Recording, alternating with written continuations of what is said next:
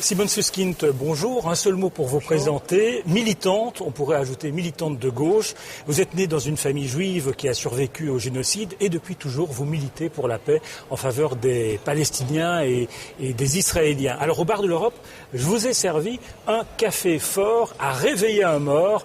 Manière de rappeler qu'il y a 2 ans, vous aviez lancé une action qui s'appelle Europe réveille-toi pour inciter l'Union européenne à se mouiller un petit peu plus dans le processus de paix entre Israéliens et Palestiniens. Vous êtes toujours déçus par l'Europe ? Ah oui, comme beaucoup d'ailleurs, parce que pas plus qu'après l'intervention israélienne à Gaza, on a vu l'Europe réellement faire les pas qu'il fallait pour secouer ce processus.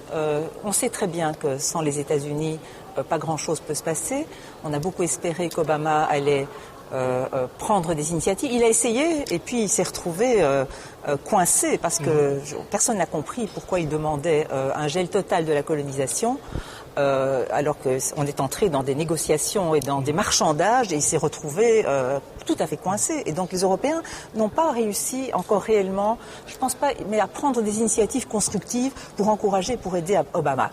Mais vous pensez que l'Europe pourrait peser davantage pour obliger Israël à s'engager dans un vrai dialogue? Vous avez proposé, par exemple, de suspendre l'accord d'association commerciale entre l'Union européenne et Israël. C'est quand même aller très fort. Non, je n'ai pas proposé ça. Mais j'ai proposé, par exemple, quand Israël a beaucoup poussé pour obtenir un statut avancé comme le Maroc avec l'Union européenne, je pensais que c'était inapproprié dans le contexte dans lequel on se trouvait de l'accorder. Donc cet accord a été, en fait, ce statut avancé a été gelé pour le moment. D'autres accords sont négociés et c'est pas évident de dire qu'il faut nécessairement, sans condition, se rendre et négocier et accepter de donner des avantages en nature. Donc là, je pense que l'Union européenne n'est pas suffisamment ferme. Le problème fondamental, c'est qu'il n'y a pas d'unité au sein de l'Europe. Même si on voit des évolutions. Lors du dernier vote au Conseil de sécurité des Nations Unies, même l'Allemagne a voté sur une résolution condamnant la colonisation, et ce sont les Américains qui ont voté contre, seuls contre les autres. Pourquoi ? Alors qu'il s'agissait d'un texte qui avait été mûrement pesé et qui correspondait exactement à ce qu'est le discours de l'administration américaine tout au long. Moi, je pense qu'il faut renforcer la coopération politique entre les Américains et les Européens. Il faut y travailler. Et puis, il faut quand même faire un effort très très important pour mobiliser, sensibiliser l'opinion publique en Israël. Alors, vous le voyez, Simone Susskind, il y a des petits parasites qui apparaissent ici. Derrière ces parasites, quelqu'un qui a envie de vous poser une question, on regarde.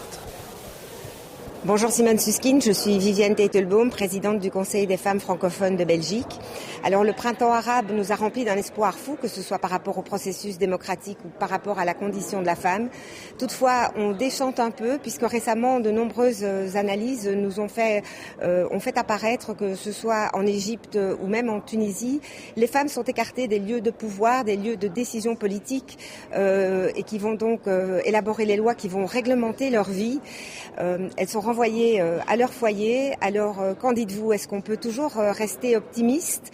Par ailleurs, question complémentaire, est-ce que les militants de gauche ne sont pas un peu naïfs ou angéliques lorsqu'ils sous-estiment le pouvoir des frères musulmans ou des islamistes en général, alors que ce sont eux qui sont la seule force organisée dans ces pays? Merci pour vos réponses. Alors, pour ce qui concerne la Tunisie, par exemple, on a appris cette semaine que dans le travail qui se fait pour préparer la constituante, il y a un accord qui s'est fait pour accorder la parité entre hommes et femmes dans le processus électoral. Donc on ne peut pas dire que c'est un recul, c'est une avancée. Je pense depuis longtemps. Donc il y aura autant de candidats femmes que hommes au niveau des listes. Un peu comme il y a eu chez nous en Belgique. Elles ne seront peut-être pas dans le haut des listes au départ, mais en fait je pense que c'est un geste très très important qui va progressivement mener à une participation plus équilibrée des hommes et des femmes. Vous y croyez à ce printemps arabe? Écoutez, moi j'y crois. Je crois en particulier qu'en Tunisie, il y a beaucoup de chances que cela se mette en place. C'est très difficile, c'est un très grand défi. Et comme le disait Viviane Teitelbaum, les islamistes ne vont pas se reposer et attendre. Ils sont effectivement bien organisés, mais je pense qu'il y a une société civile importante en Tunisie et en Égypte aussi, mais je pense que c'est plus difficile en Égypte, parce que le facteur de l'armée est un facteur très très important en Égypte, et l'armée a joué un rôle très important dans l'éviction de Hosni Moubarak, et elle a le pouvoir en main. c'est pas la même chose en Tunisie où l'armée jouait un rôle moins important, où il y avait une police politique très très importante. Donc moi je pense que la Tunisie peut être un modèle pour toute la région, si elle réussit cette transition démocratique. Alors on voit des démocraties qui poussent effectivement dans la région. Comment Israël regarde ça? Israël devrait être content. Est-ce que c'est le cas? Écoutez, ce n'est pas étrange, c'est un peu triste d'ailleurs, c'est qu'il y a une véritable crispation en Israël. Les Israéliens, ça les arrangeait très bien que eux soient la seule démocratie de la région et que les autres États, on était très contents d'avoir Moubarak d'un côté, Assad de l'autre, ça s'arrangeait très très bien. Donc voir tout à coup tout qui bouge, c'est très inquiétant pour les Israéliens, parce qu'ils se disent dans le fond, ils vont peut-être remettre en question les accords de paix. Si les choses bougent en Jordanie, et avec la Jordanie éventuellement, si les choses bougent. Donc il y a une inquiétude qu'on peut comprendre, mais en même temps, je regrette un peu qu'on ne voit pas l'opportunité d'avoir peut-être un jour dans un processus des démocraties à ses côtés. Alors, question d'une internaute, Lucie Bardos de Paris.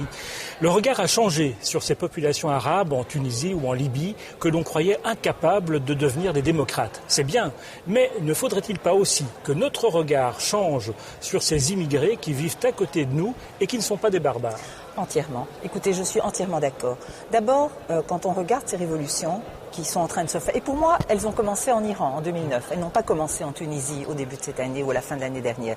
Ce sont les mêmes jeunes qui revendiquent la même chose, qui tweetent, qui Facebook, qui communiquent et qui sont ouverts sur le monde, qui ne sont pas en train de remettre en question l'impérialisme américain ou même les relations avec Israël. Ça faisait pas partie de leur revendication immédiate. Ce que eux voulaient, c'était leur dignité, la liberté, le droit de s'exprimer, le droit de bouger et le droit de gagner, de construire un avenir dans quelque chose qui ressemblerait à nos démocraties. Et donc, c'est la dignité qui est la chose essentielle dans ces révolutions, dans ces révoltes. Et donc, les jeunes, les populations immigrées ici, par ricochet aussi, ça leur redonne une forme de dignité. Enfin, on ne peut plus dire tellement facilement, ce sont tous des terroristes, c'est tous des islamistes fondamentalistes. C'est pas vrai. On se rend compte qu'on a là-bas des interlocuteurs fantastique pour l'Europe. Et ces jeunes qui sont là-bas, notre vision sur eux doit changer, et elle a déjà changé, elle est en train de changer. Maintenant, ce qu'il faut faire, c'est, sans s'immiscer, c'est encourager ces révolutions, encourager le dialogue avec toutes ces mouvances qui essayent d'apporter le changement, et faire en sorte de permettre aussi et d'enrichir le dialogue entre ces mouvances dont on parle et les jeunes issus de l'immigration chez nous, qui eux aspirent aussi à la même dignité, à une vie normale dans laquelle ils pourront construire une famille, dans laquelle ils pourront trouver du travail. Merci Simone Susskind d'être venue au bar de l'Europe, et je vous invite à goûter ce café qui devrait réveiller l'Europe. Merci.